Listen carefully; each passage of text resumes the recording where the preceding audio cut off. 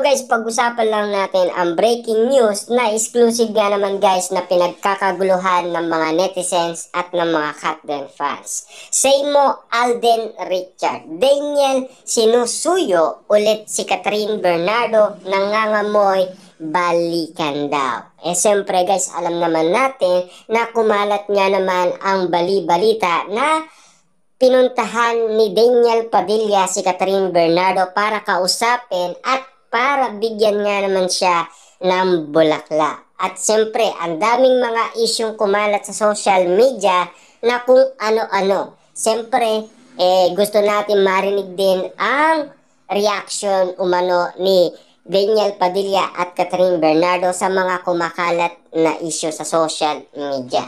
Naku, siguradong matutuwa ang Katniel fans at malulungkot naman ang Katden fans. Paano kasi?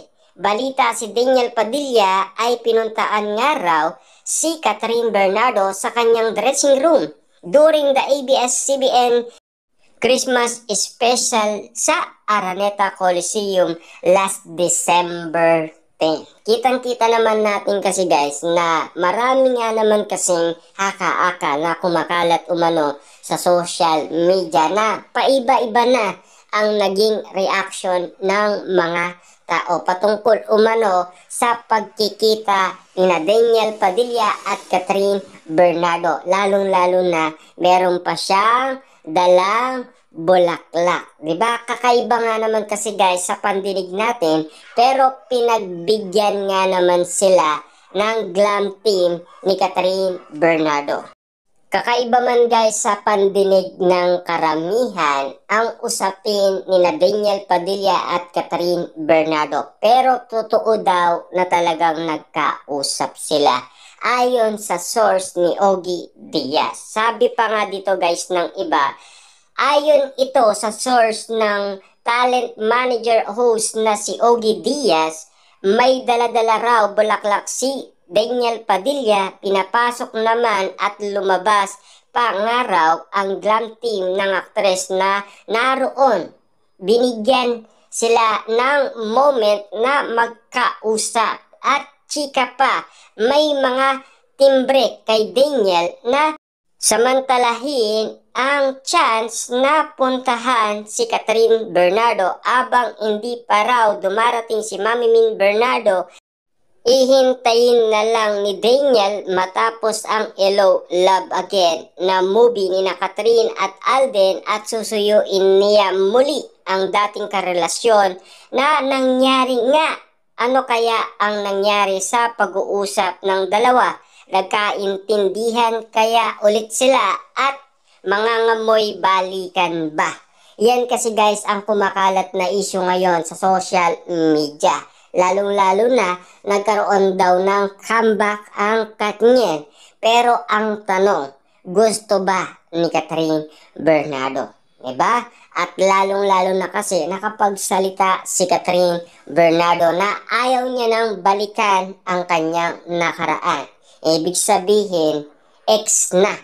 Diba? Malinaw na sa atin dahil tinanong naman si Catherine Bernardo ng paulit-ulit kung ano ang say niya sa second chance. Diba?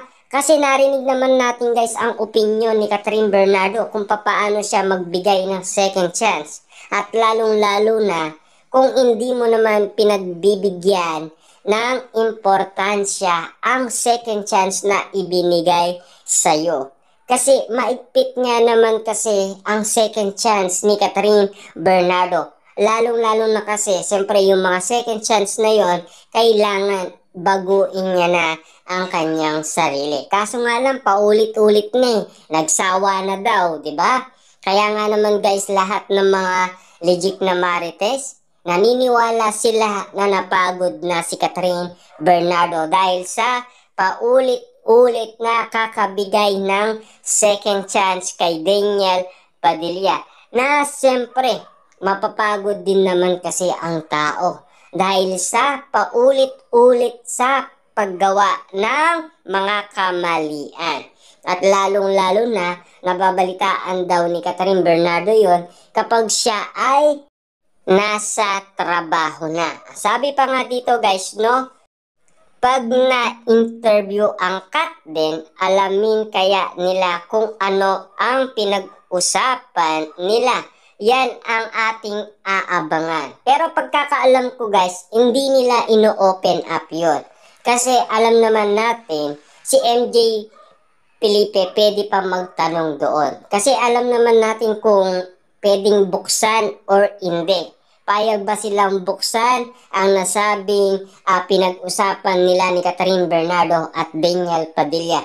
Kita naman natin guys, no? Si Jessica Soho nga binuksan ang patungkol umano kay Daniel Padilla. Umiyak nang umiyak si Catherine Bernardo. Kinat ni Jessica Soho yun bilang respeto umano kay Catherine Bernardo dahil sobra daw siyang umiyak sa interview ni Jessica Soho. Ayon sa balita, hindi na lang daw nila ipinalabas yon at kinat na lang daw.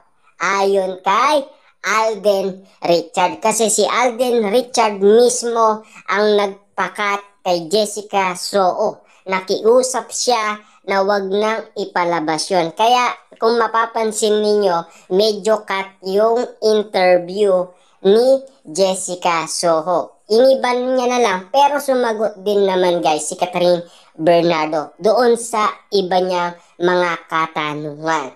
Diba? At alam naman natin guys na ayaw niya nang balikan ang nasabing boyfriend niya na si Daniel Padilla. Mahirap na guys eh. Kasi sinasabi nga ng karamihan, once a cheater, always a cheater. Yun ang sinasabi ng karamihan noon na huwag kang magiging marupok. Kapag nakagawa na daw yan ng paulit-ulit, kaya niya pang gawin yan ng paulit-ulit. Yan kasi guys ang mga issue noon na kumakalat sa social media na pinagsasabihan umano si Catherine Bernardo ng kanyang mga tagahanga o mga taga-suporta na talagang bigay todo nga naman guys ang pagdami ng followers niya sa Instagram. Todo nga naman kasi guys ang sumuporta sa kanya, lalong-lalo na naging top celebrity pa siya sa ABS-CBN at lalong-lalo na dumami pa ang kanyang endorsement at patuloy pang dumadami hanggang ngayon at lalong-lalo na ang kanyang mga movie ay naging patok sa takilya, diba?